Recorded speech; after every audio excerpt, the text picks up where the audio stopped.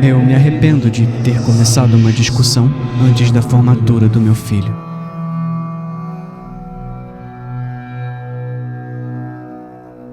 Eu ficava repassando a minha discussão com Tyler na cabeça.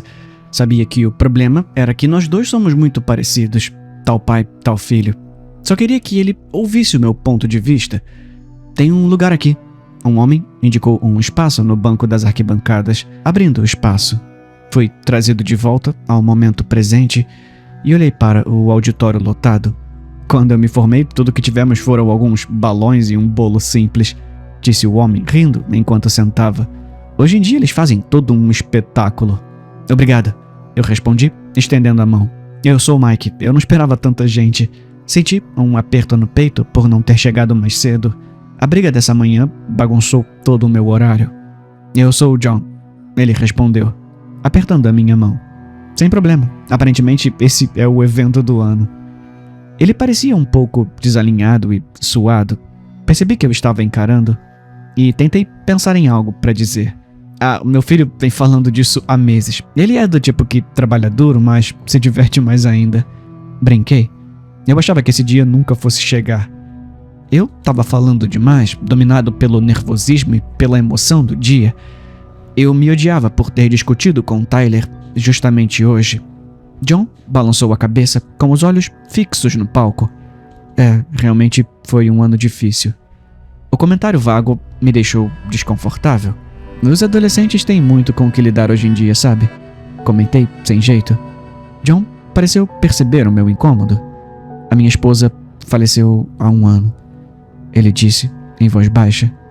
Dias como hoje são um lembrete doloroso. Meu coração se apertou por ele, e eu estava julgando a aparência do cara. A minha ex-mulher se mudou quando Tyler era pequeno. Eu sei que o fato de ela não estar aqui hoje me incomoda meu filho, mas não consigo imaginar como seria se ele a tivesse perdido para sempre. Sinto muito, eu falei suavemente. O seu filho, a minha filha. John corrigiu. Desculpa, sua filha. Ela deve ser muito forte para estar se formando hoje. Você deve estar orgulhoso. Obrigado, Mike. A voz dele saiu baixa. Achei que vi lágrimas se formando, mas ele logo se recompôs. Imaginei esse homem firme, ajudando a filha a se preparar para o grande dia, mesmo sem a mãe dela. Fiquei pensando se o Tyler a conhecia. Ficamos em silêncio enquanto a música da cerimônia começava. Os formandos seguiram em fila única rumo ao palco. Tyler me olhou de relance e eu sorri, esperando transmitir meu apoio e arrependimento naquele breve momento. Qual deles é a sua filha? Perguntei ao John. A minha filha nunca vai se formar, Mike. Um nó de confusão se formou no meu estômago. O quê? Eu não entendi. Ela tinha 5 anos quando morreu, junto com a mãe. O olhar dele permaneceu fixo à frente. Eu vi seu filho fugir em alta velocidade depois do acidente e passei o último ano rastreando ele. Nem notei que ele tinha pegado a arma de dentro do paletó. Ele mirou em direção ao palco e, num instante, o caos tomou conta do lugar.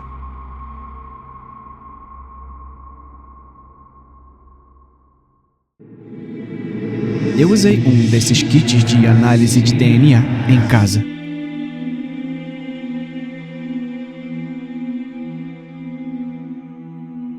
Usei um daqueles kits de análise de DNA que dizem conseguir te mostrar a sua composição genética, ajudar a encontrar parentes distantes, esse tipo de coisa.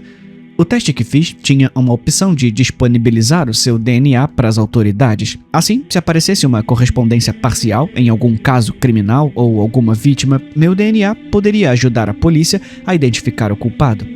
Talvez eu não devesse ter marcado essa opção, mas como gosto muito de histórias de crimes reais, sabia que esses testes já tinham ajudado a polícia antes a pegar assassinos em série e estupradores que estavam foragidos havia décadas. Meu pensamento foi que, se alguém da minha família fosse um monstro, eu gostaria que estivesse atrás das grades, independente de quem fosse. Então, optei por permitir o acesso ao meu DNA.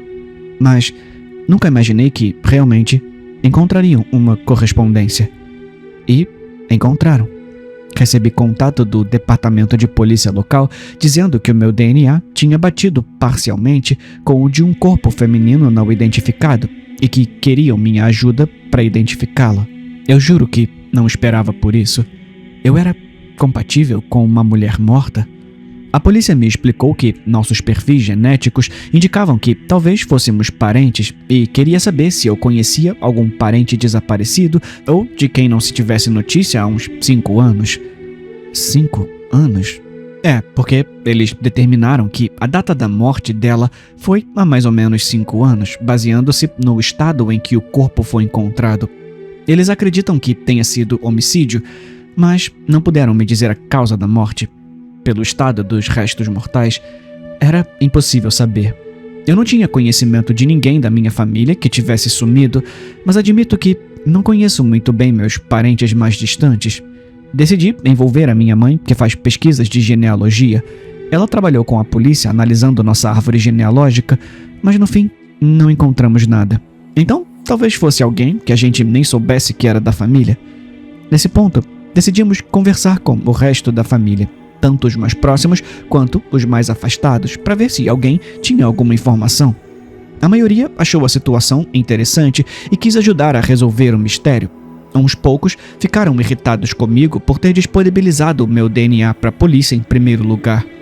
A polícia nos mostrou um retrato falado de como achava que a mulher poderia ter sido em vida. A minha mãe e eu concordamos que ela lembrava um pouco a minha tia Linda, principalmente pelas sobrancelhas marcantes e as maçãs do rosto altas.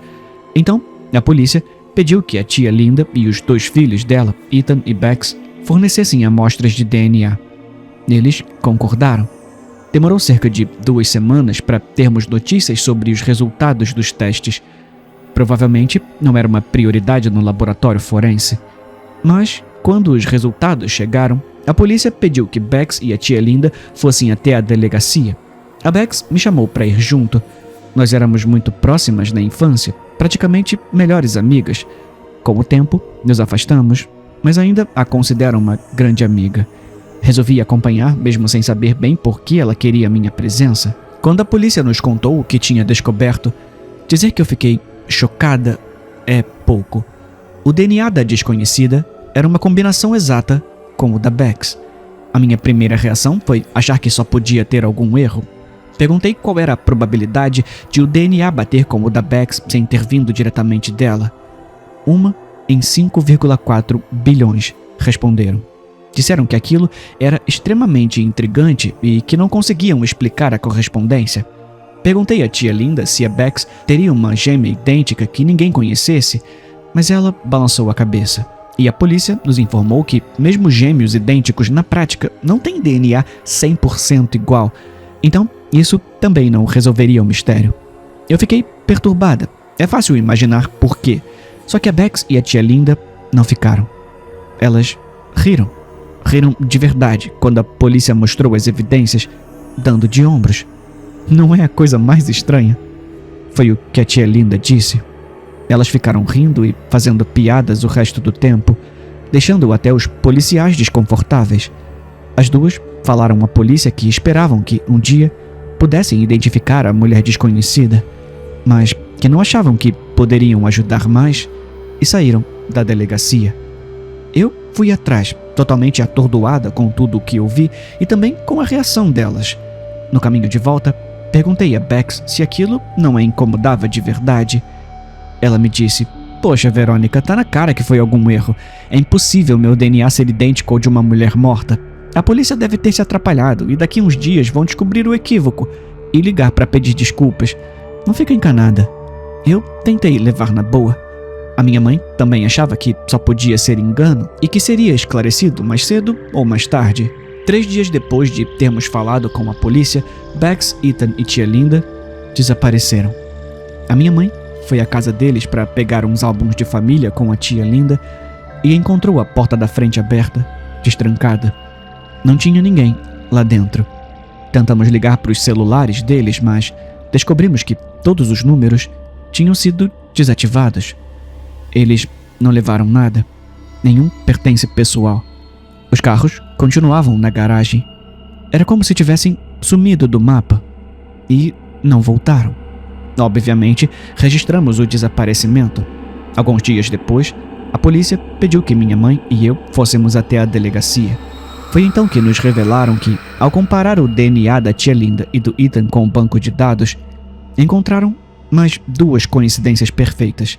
2 corpos descobertos em locais diferentes, mas próximos, dentro de uns 80 quilômetros do local onde a primeira desconhecida foi achada. Um homem e uma mulher dessa vez. Todos morreram aproximadamente 5 anos atrás. Uma vez poderia ser um erro ou uma coincidência bizarra, mas 3. A polícia estava atônita. Pediram todas as informações que pudéssemos fornecer sobre a família da minha tia, principalmente o que eles estavam fazendo 5 anos atrás. Tudo que conseguimos contar é que, naquele ano, eles tinham saído de férias em família e ficaram uma semana a mais do que o planejado. Fora isso, não tínhamos nada útil. Já faz alguns meses desde então. A polícia não tem resposta e nós também não. Fico esperando que a Bex apareça ou entre em contato, ou qualquer um deles. Mas é como se tivessem sumido da face da terra. O pior é que não há nada que eu possa fazer. Pesquisei muito tentando achar alguma explicação plausível, mas não consigo pensar em nenhuma teoria que faça sentido, pelo menos não dentro da realidade. Tudo o que eu queria saber era se eu tinha ascendência irlandesa, e agora descobri que minha família não é nada do que parece.